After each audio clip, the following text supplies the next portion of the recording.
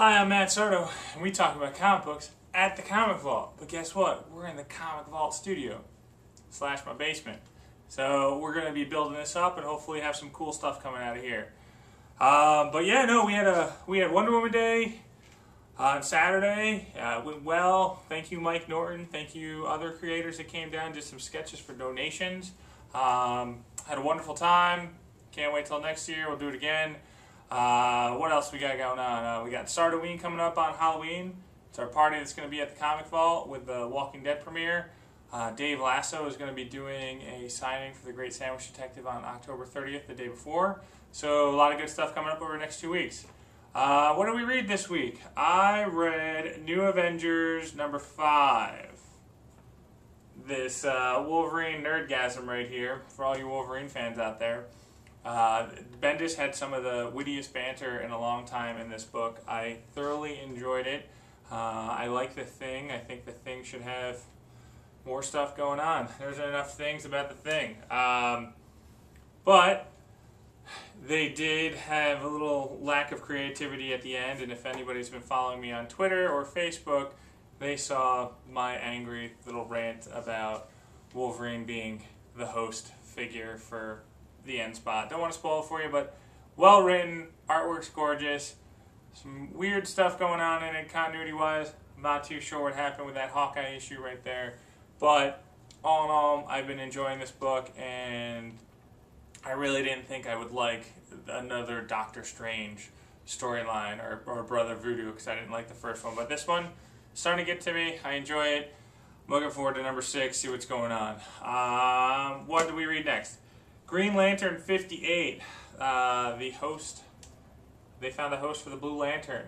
Always a solid book.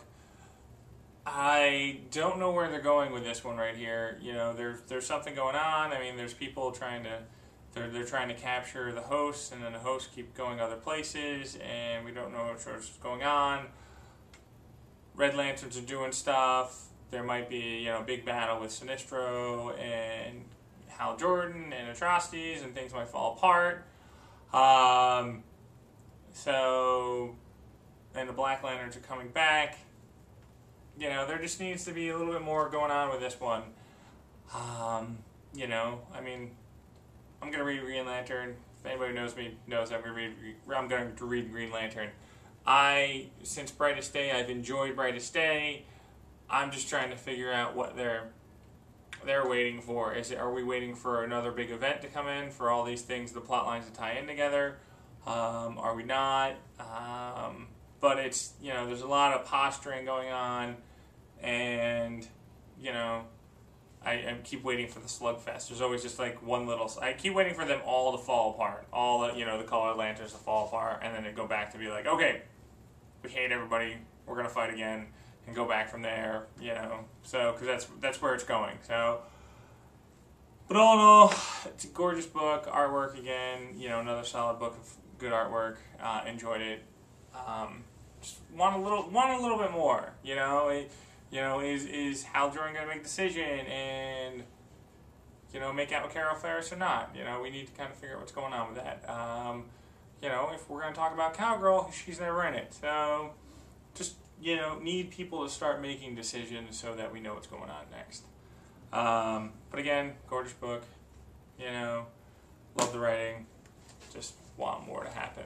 I guess that's a good sign. Shadowland number 4, bam, by Andy Diggle and Tan. I'm apparently picking up books that are just sexy on the artwork, because the artwork in this book is really good. Storyline, not too sure what I feel about this one. I know that it's, I've been saying that Daredevil's at the end of a very long tale, at the end of a tangent, and there's no way for them to bring him back. That's why they're going to kill him. They've painted him into a corner, and now it's time for them to end it. And, everybody's so excited. It's weird. I feel like it could be written a little better, be where, there's this big tie down of, hey, we got to kill our friend.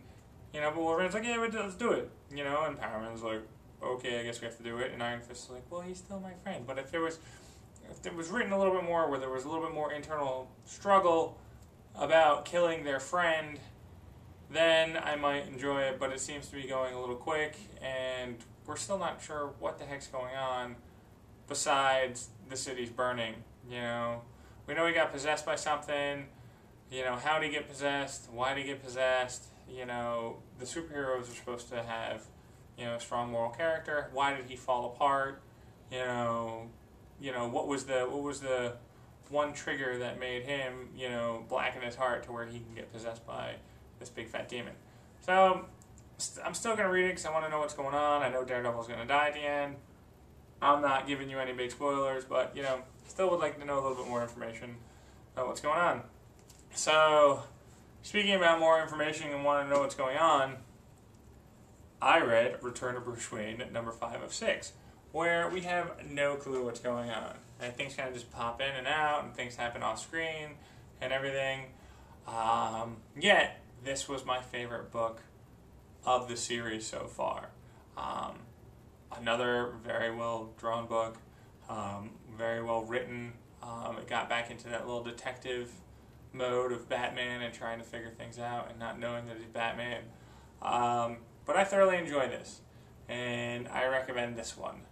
As far as what happened at the end of the book, your guess is as good as mine, and you know, it's a Grant Morrison ride.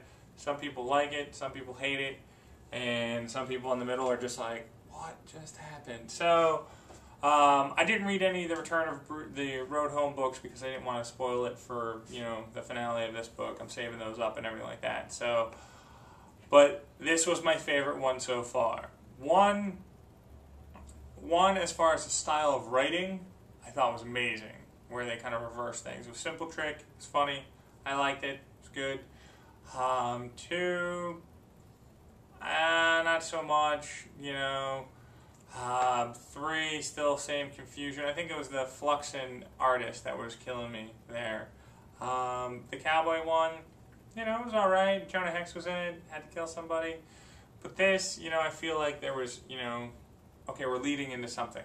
We don't know what that something is. Just explain me what the Omega Beam did to him. You know, bouncing back in time, why it bouncing back in time, and how is he now bouncing, you know, in time back up to where he needs to belong. Give me, you know, could be like 2 sentences, like, well, the Omega Beam does this, blah, and then we get it. But we're not going to get that explanation, so I'm still going to read it, and this is why we have comic books right here, because this polarizes audiences and then polarizes the audience into 2 sects, and then there's a 3rd sect that is just confused, so then, like, that's where the polarized audiences can have their voice heard and be like, I hated it for this, or I liked it for this. So this is where literature comes in, and we kind of explain our sides of why we enjoyed it. So for good or for bad, this is good for comic books, and read it and try to figure out what's going on. So I'm Matt Sardo, and Kick-Ass 2 finally comes out this week, so I'm probably going to trash that one since it's been so delayed. But I'm looking forward to reading it, and there's a few other things I didn't get to. Thor, and, you know, the Road Home books, and they're Superior. So there's going to be more to talk about. Tell me what you liked, tell me what you didn't like, and we will go from there. Take care, guys.